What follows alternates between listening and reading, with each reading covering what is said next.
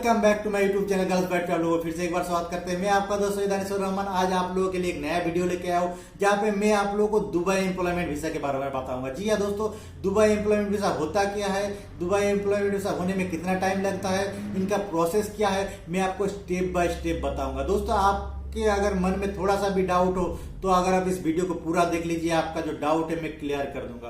दोस्तों अगर आपको वीडियो अच्छा लगे तो जरूर सब्सक्राइब करके बेल बटन को ऑल पे सिलेक्ट कर देना ताकि ऐसे ही इन्फॉर्मेटिव वीडियो आपके पास आता रहे। चलिए बिना लेट किए आपको समझा देते हैं कि दुबई का एम्प्लॉयमेंट वीजा होता क्या है।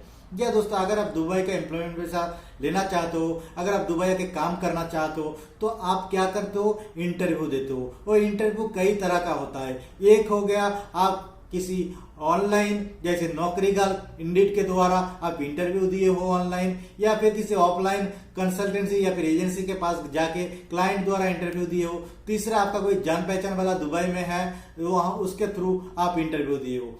दोस्तों इंटरव्यू के बाद होता क्या है, इंटरव्यू के बाद ऑफर लेटर इशू होता है। जी हाँ दोस्तों, ऑफर लेटर आपका कंपनी एक इशू करते आपका जो कंसल्टेंसी एजेंसी को भेज देता है। दोस्तों एक चीज जो है आप लोगों को जानकारी देता है, जो आपका ऑफर लेटर है ये दो जगह पे इशू होता है। एक तो आपका कंपनी इशू करता है, दूसरा मोहर इशू करता है ministry of human resource immigration. दिया दोस्तों, बहुत सारे बंदे को ये जानकारी नहीं है क्योंकि जो कंपनी है वो सिर्फ अपना जो ऑफर लेटर है वही कंसल्टेंसी के पास भेजता है। दोस्तों अगर आप एडुकेटेड हो, अगर आप लड़ सकते हो तो आप अपने एजेंसी को बोलिए कि मुझे मोहरी के भाई ऑफर लेटर चाहिए, क्योंकि बाद में अगर कंपनी में प्रॉब्लम हुआ, सैलरी के प्रॉब्लम हुआ तो आप इन मोहरी के जो ऑफर लेटर है ये ऑफर लेटर दिखा के आप लड़ सकते हो। लेकिन ज्यादातर कंपनी ये ऑफर लेटर नहीं देता, कंपनी अपना ऑफर लेटर कंसल्टेंसी को भेज देता है। ये दोस्तों इसके बाद क्या होता है, जब आपको ऑफर लेटर मिल जाता है तब आपका जो एजेंसी है, आपका जो एजेंट है वो आपको नॉर्मल मेडिकल करवाता है। उसके बाद आपका जो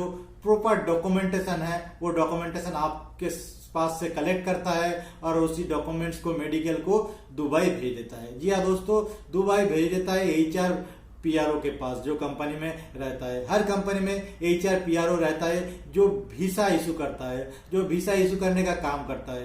तो HR PRO क्या करता है, उस डॉक्यूमेंट्स के अनुसार एक कंट्रैक्ट पेपर बनाता है। जी हाँ दोस्तों, एक कंट्रैक्ट पेपर बनाता है और उस कंट्रैक्ट पेपर को फिर आपका एजेंट कंसल्टेंसी के पास भेज देता है। उस कंट्रैक्ट पेपर को आपको साइन करना पड़ता है। साइन करने के बाद आपका जो एजेंट है, जो कंसल्टेंसी है, फिर से कंपनी के पास भेज देता है। जी हाँ दोस्तों, उस कंट्रैक्ट पेपर लेके, डॉक्यूमेंट्स लेके कंपनी का जो HR है, PRO है, वो क्या करता है, लेबर ऑफ मिनिस्ट्री में जमा कर देते हैं। जी हाँ दोस्तों, लेबर ऑफ मिनिस्ट्री में जमा करने के बाद आपका वीसा जो है इशू होता है। दोस्तों इस वीजा को इशू होने में ज्यादातर 10 से 15 दिन लगता है। जी हाँ दोस्तों, 10 से 15 दिन में आपका वीसा जो है इशू हो जाता है।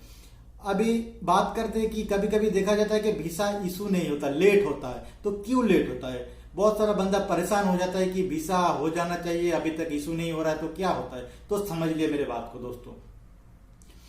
दोस्तों क्या होता है, समझिए कि आपका जो वीसा है वो आपका जो डॉक्यूमेंट्स है वो आपको कंपनी को आप सेंड कर दिए। हर डॉक्यूमेंट सेंड करने के बाद आपका जो PRO है, HR है, वो क्या करता है, आपका डॉक्यूमेंट जो है लेबर ऑफ मिनिस्ट्री में टाइम पे जमा नहीं करता। जी हाँ दोस्तों, इसीलिए वीसा इशू होने में लेट होता है। अगर आपका प्रॉपर डॉक्यूमेंटेशन अगर PRO HR सही टाइम पे लेबर ऑफ मिनिस्ट्री में जमा कर देते हैं तो 10 से 15 दिन में आपका वीसा इशू हो जाता है।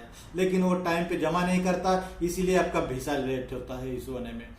कई कई होता क्या है, आपको वीसा मिलता भी नहीं है, 2 महीना हो जाता है, 3 महीना हो जाता है, लेकिन वीसा मिलता नहीं है। ये क्यों होता है, तो इसका भी मेरे पास सोल्यूशन है, मैं आपको बताता हूँ। क्या होता है, जब एक कंपनी को कोई कॉन्ट्रैक्ट मिलता है, कोई प्रोजेक्ट मिलता है, उनको बहुत सारा बंदा चाहिए होता है। वो क्या करता है, उसको समझ लीजिए कि 100 बंदा चाहिए। वो क्या करता है, यहाँ का जो क्लाइंट है वो इंडिया जाके, बांग्लादेश जाके इंटरव्यू लेता है। उसके बाद कई बंदे का 100 बंदे का सिलेक्शन करके आ जाता है दोस्तों, आ जाता है। उसके बाद आपका जो एजेंसी आपको बोल देता है कि आपका सिलेक्शन हो गया है, आपका ऑफर लेटर आएगा, आपका वीसा आएगा, तब आप वेट करते हो। लेकिन होता क्या है, कंपनी के पास जो कॉन्ट्रैक्ट आने वाला था, जो प्रोजेक्ट आने वाला था, किसी कारण कंपनी को प्रोजेक्ट नहीं मिला, वो कॉन्ट्रैक्ट नहीं मिला, तब कंपनी क्या करेगा? कंपनी वीसा इशू नहीं करता। जी हाँ दोस्तों, क्या करता है? कंपनी इसको कैंसिल कर देता है, इंटरव्यू भी कैंसिल कर देता है। कई टाइम पे ऐसा होता भी है और इसी का फायदा एजेंसी लोग लेता है।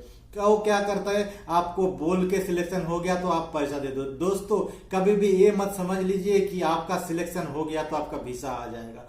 दोस्तों कभी भी वीसा टिकट आने से पहले किसी को एक पैसा भी नहीं देना है। जो भी पैसा मांगता है आपको उधर से निकल जाना है। दोस्तों मैं हमेशा आपको समझाता हूँ कि कैसे लीगल तरीके से, लीगल प्रोसेस से काम करना है ताकि आप सेव रहो, आप बचे रहो, क्योंकि बहुत मेहनत का पैसा है। पैसा आपका हो या मेरा, पैसा कमाने में बहुत मेहनत लगता है। तो जब भी कोई आपको, जब तक ना वीसा इशू हो जाए, जब तक ना आपके टिकट आ जाए, तब तक किसी को पैसा नहीं देना। तो दोस्तों आप समझ गए होंगे, मैं आपको फिर से एक बार रिव्यू करके बता देता हूँ। आपका जो ऑफर लेटर होता है वो दो जगह से इशू होता है, एक कंपनी से, दूसरा मोहरी से। दोस्तों वो जो कंपनी का ऑफर लेटर होता है वो कंसल्टेंसी के पास आ जाते हैं। उसके बाद आप मेडिकल करते हो, आपका डॉक्यूमेंटेशन जमा कर देते हो। ये डॉक्यूमेंटेशन दुबई कंपनी में चला जाता है। कंपनी क्या करता है? एक कॉन्ट्रैक्ट बनाता है, कॉन्ट्रैक्ट बना के फिर कंसल्टेंसी को सेंड करता है। आप उस कॉन्ट्रैक्ट में साइन करते हो। साइन करने के बाद फिर आपका कंसल्टेंसी इन सब पेपर को कंपनी में भेज देता है। कंपनी का जो HR है, PRO, वो अगर टाइम पे जमा कर देता है तो आपका वीजा 10 से 15 दिन इशू हो जाएगा।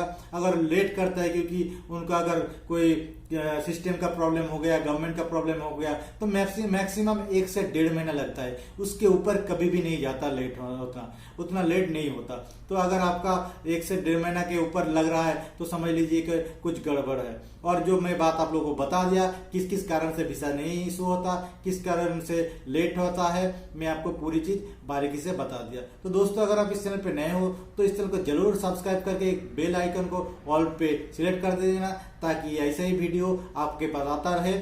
और दोस्तों मैं वीसा रिलेटेड प्रॉब्लम, आपका जो जॉब अगर कोई वैकेंसीज आता है उसके बारे में भी मैं शेयर करता हूँ। मेरे डिस्क्रिप्शन में मेरा व्हाट्सएप ग्रुप है, वहाँ पे जुड़ जाइए, जहाँ पे मैं डेली जेन्युइन वैकेंसीज जो है शेयर करता हूँ। आज के लिए इतना ही, नेक्स्ट वीडियो बहुत जल्द लाऊंगा।